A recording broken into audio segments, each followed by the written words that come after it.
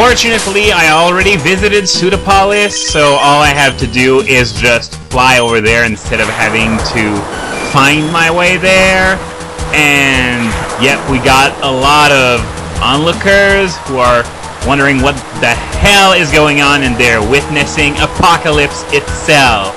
And we got Kyogre and Groudon, I guess, staring each other down like they're Hulk Hogan and Andre the Giant. Roar! Kyogre! I'm going to turn your face inside out and carve your bones into toothpicks! And now they're ramming into each other, except it doesn't look like they're even touching each other, so I guess they're just Jedi ramming into each other, maybe? And we're just going to check out what those people have to say about this whole situation.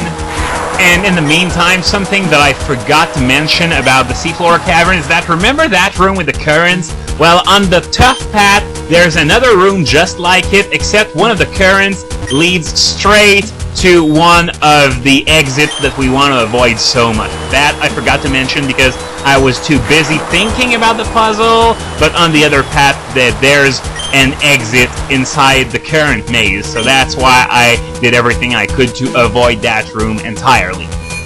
And now I'm just going to take a second to heal my Pokemon, especially Blaziken. God, I can't believe it survived hitting itself this hard, because I was honestly sure that it would die from that hit.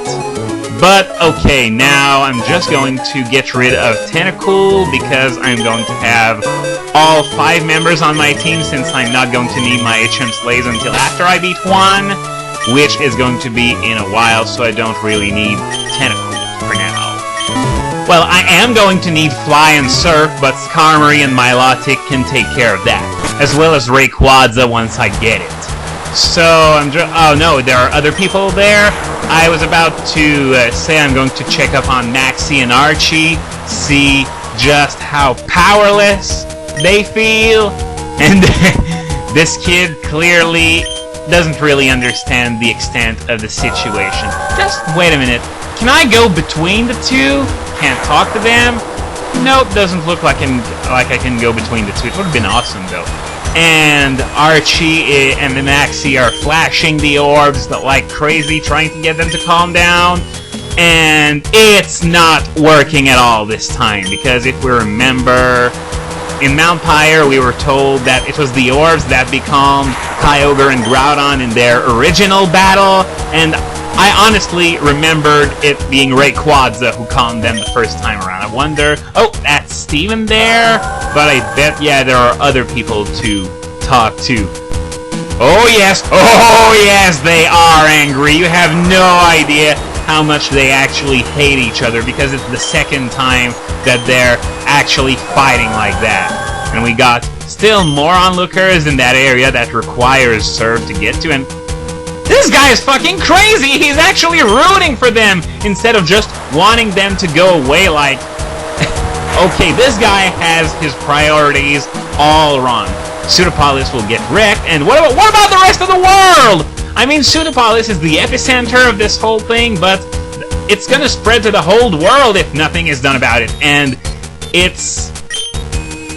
Okay, and this guy too doesn't seem to have his priorities straight, because if witnessing the apocalypse is your lifelong dream, then I think maybe you should reevaluate your priorities. Someone make them stop. Well, I'm gonna be the one doing it, since Maxie and Archie seem to be completely helpless.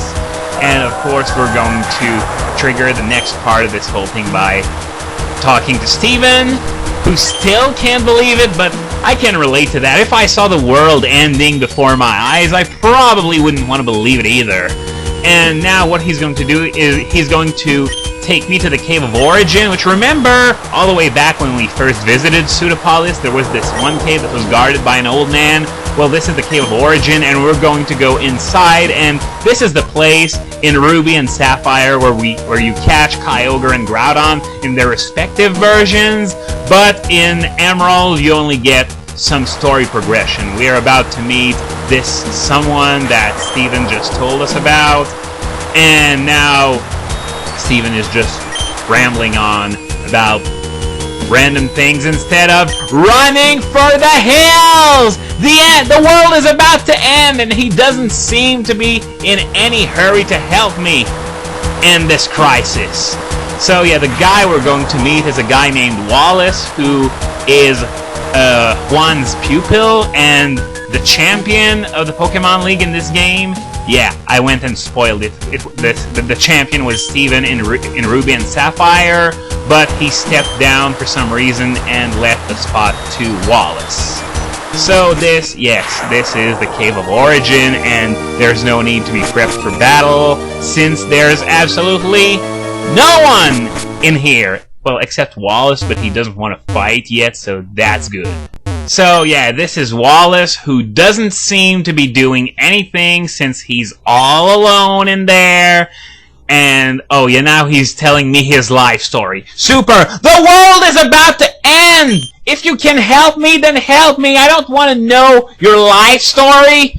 Oh, gee. Okay, now we're getting to Groudon and Kyogre. And this scene is one of the most poorly written ever. You're going to see why in just a moment. And now he's going to tell me about Rayquaza, since it was brought up a few times, and not as part of the story, but as part of optional dialogue.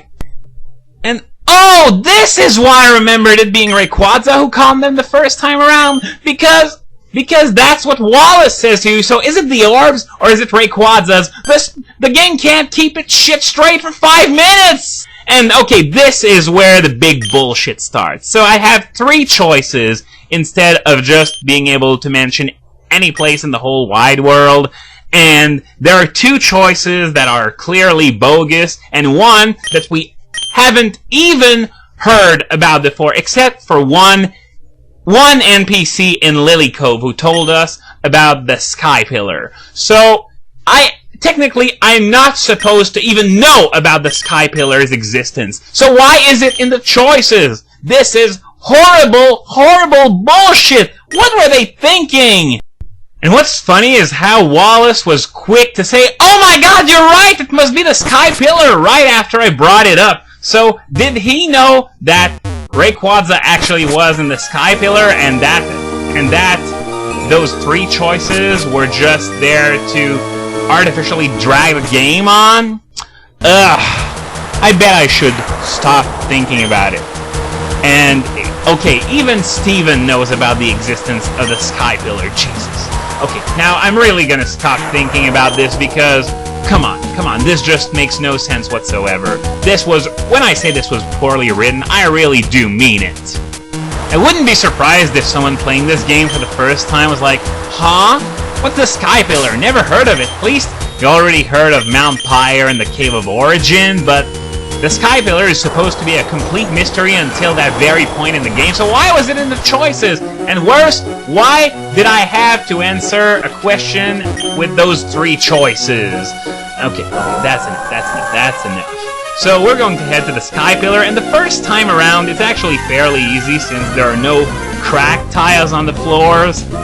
It's only when we go to actually catch Rayquaza that those tiles actually appear, and that is very, very difficult. Probably one of the most difficult parts of any game ever. I still remember in the first Speed Gamers Pokemon Marathon how long it took to get through that place, and then to catch Rayquaza. It was just absolute hell. It went a lot better in the second one, though. For the first one, they actually auctioned Rayquaza's nickname, and the highest bidder got it for $400, which was very impressive at the time, considering it was before the era where Rick Jones would just show up whenever we needed a big donation, so that was very impressive for the time.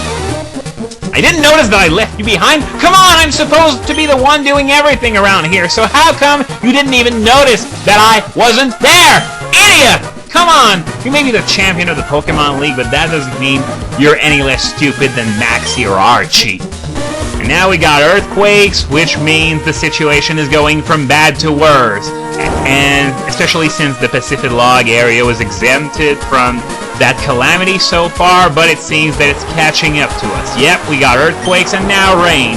The next time we're going to ask Rayquaza's help in ending this catastrophe.